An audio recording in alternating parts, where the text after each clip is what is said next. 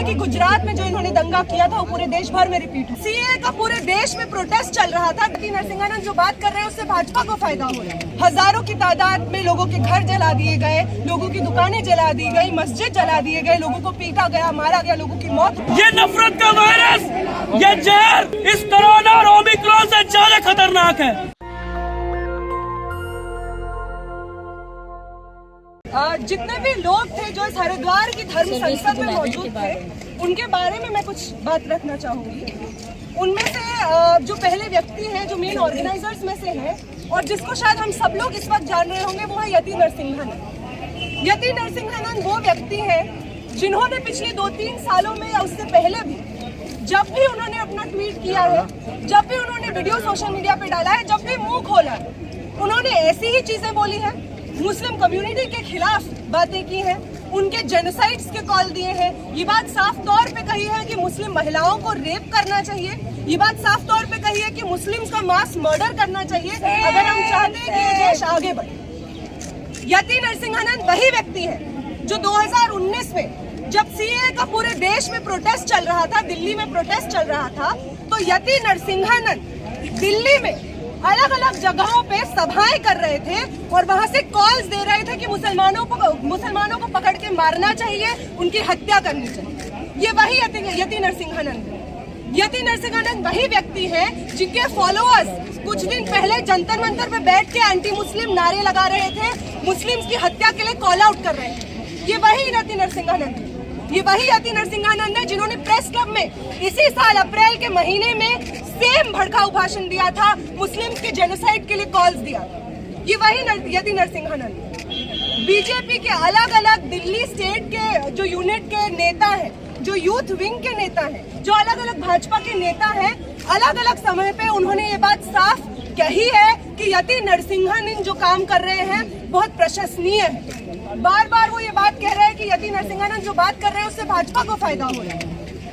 इन सब चीजों से ये बात तो साफ है कि कोई गलती नहीं हुई है यति नरसिंहानंद से और ना ही उन तमाम लोगों से जो उस वक्त उस धर्म संसद में मौजूद थे। ये सब लोग जानते हैं, ये समझते हैं कि जो वो भाषण देते हैं, जो वो नफरत की बात करते हैं, उससे क्या होता है। ये जानते हैं कि कपिल मिश्रा ने, परवेश वर्मा ने, अरुणाभ ठाकुर ने जब भाषण दिया था दिल्ली के अलग अलग कोनों में, पुलिस के संरक्षण में, भाजपा सरकार के संरक्षण में, बीजेपी के नेताओं के संरक्षण में, जब अलग अलग दिल्ली के कोनों में भाषण दिया था, उसकी वजह से नॉर्थ ईस्ट दिल्ली में हमने इतना बड़ा वायलेंस, इतना बड़ा प्रोग्राम देखा था पिछले साल। वो जानते हैं कि इन्हीं भाषणों की वजह से होता है और वो ये भी जानते हैं कि हरिद्वार में जब वो ये सब बातें कहते हैं, उनका इंटेंशन ये नहीं है कि उनके मन में कुछ और उन्होंने बोल दिया। वो डेलिबरेटली चाह रहे हैं कि एक ऑर्गेनाइज्ड, एक आर्म्ड फोर्स जनरेट हो पूरे देश भर में जो मुस्लिम्स का जेनोसाइड करे। वो चाहते हैं कि देश भर से वो लोगों को गुमराह कर सके। जिस आजादी की लड़ाई में हमने ये सीखा कि देश सही मानने में तभी आजाद हो सकता है जब हिंदू मुस्लिम तमाम अलग अलग रिलीजन्स की एकता हो। जिस आजादी की लड़ाई से हमने ये सीखा है, उसी आजादी की लड़ाई को बेइज्जत बार बार करते हैं। उसी आजादी की लड़ाई लड़ने वालों के खिलाफ ये लोग भाषण देते हैं। उसी आजादी की लड़ाई के गद्दार गोडसे के नारे लगाते हैं। ये बार बार कहते हैं कि गोडसे तो भगवान तुल्य है। इनके अलग अलग नेता बार बार ये कहते हैं। अन्नपूर्णा माँ, जो खुद को अन्नपूर्णा माँ कहलाती है, वो बार बार ये कहते हैं। ये कोई मामूली चीज नहीं है। देश के अलग अलग कोनों में, अलग अलग जगहों से इस तरीके का धर्म संसद ऑर्गेनाइज करना एक बहुत ही ऑर्गेनाइज्ड अटेम्प्ट है। ये लोग कोशिश कर रहे हैं, ये लोग चाह रहे हैं कि जो हमने त्रिपुरा में वायलेंस देखा, हजारों की तादाद में लोगों के घर जला दिए गए, लोगों की दुकानें जला दी गई, मस्जिद जला दिए गए, लोगों को पीटा गया, मारा गया, लोगों की मौत हो गई मुस्लिम्स की। ये चाहते हैं कि वही रिपीट हो पूरे देश भर में।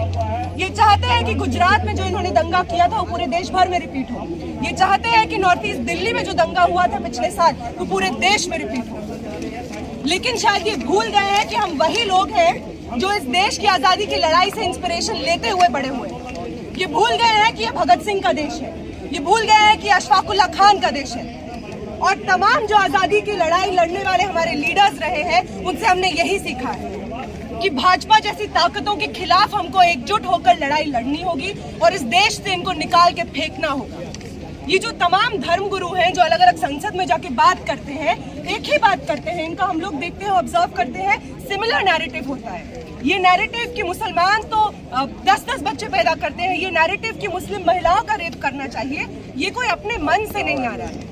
ये आरएसएस के जो फाउंडर्स हैं, सावरकर, गोलवलकर, इन सब के रिटन डॉक्यूमेंटेशन का हिस्सा है। बार बार जब आजादी की लड़ाई चल रही थी, यही सब बातें फैला के इन्होंने कोशिश की थी आजादी की लड़ाई को कमजोर करने। तो आज इस प्रोटेस्ट गैदरिंग से दिल्ली के लोग तमाम देश भर में जहाँ पे प्रोटेस्ट हो रहे हैं, तमाम प्रोटेस्टर्स आज ये जारी करना चाहते हैं।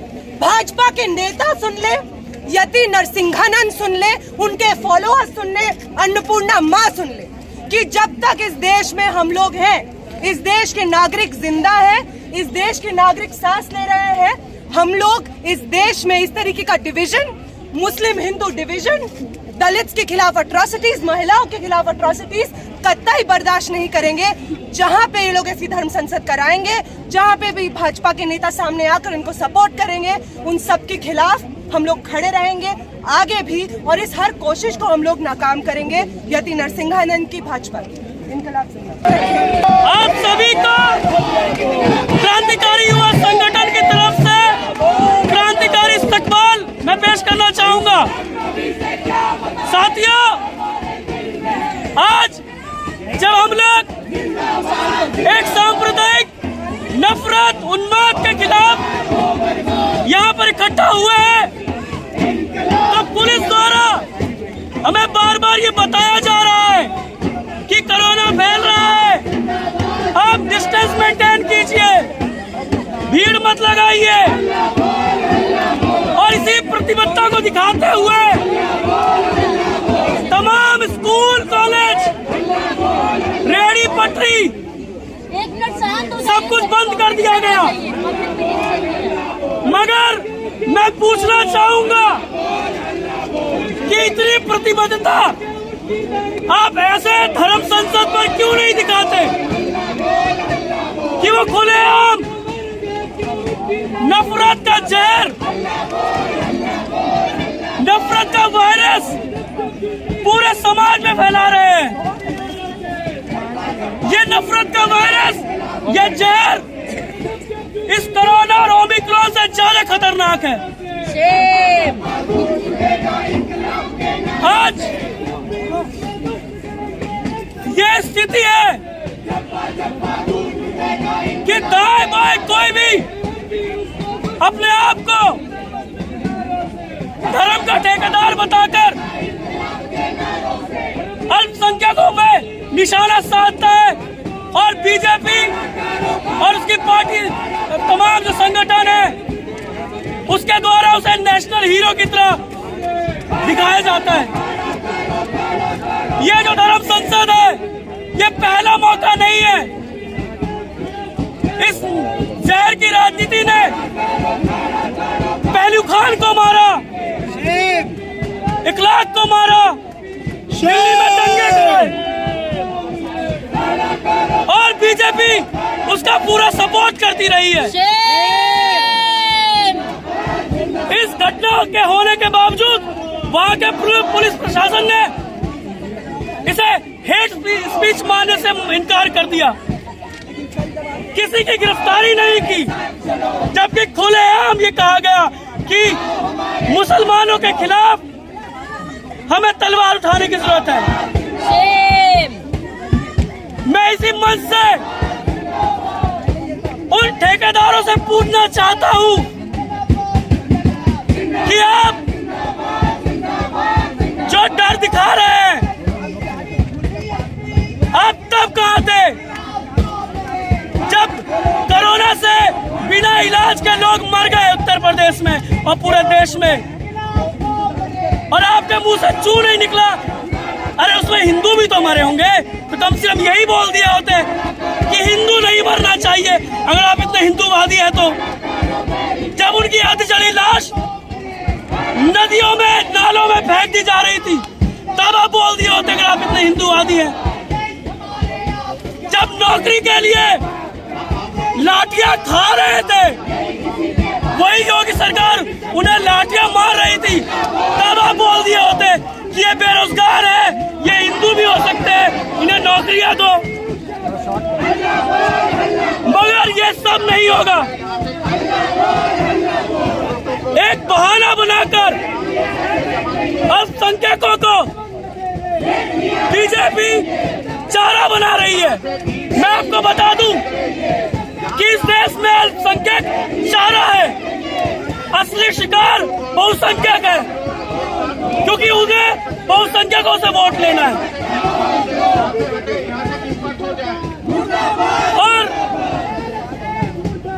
और बीजेपी ये चाहती है कि तमाम जो आंदोलन या बातें हो या संघर्ष हो वो इसी तरह हो कि मुस्लिमों पे हमला हुआ है या किसी क्रिश्चियन पे हमला हुआ है। असल में ये मां आप कंक्लूड कर दीजिए, कई बार नहीं खत्म कर दीजिए। जो हमें जरूरत है कि हम उनकी राजनीति जो उनका एक्सेस है उस पे घूमने के बजाय एक नया आंदोलन, एक नया विरोध खड़ा करे जो नौकरी के लिए हो। हिंदू मुस्लिम सभी गरीब को नौकरी चाहिए, सभी को इलाज चाहिए, सभी को शिक्षा चाहिए। तो हम जो आंदोलन खड़ा करें, हम जो विरोध खड़ा करें, हम उनके खिलाफ इस तरह खड़ा करेंगे और हम मुझे पूरा यकीन है हम जीतेंगे भी।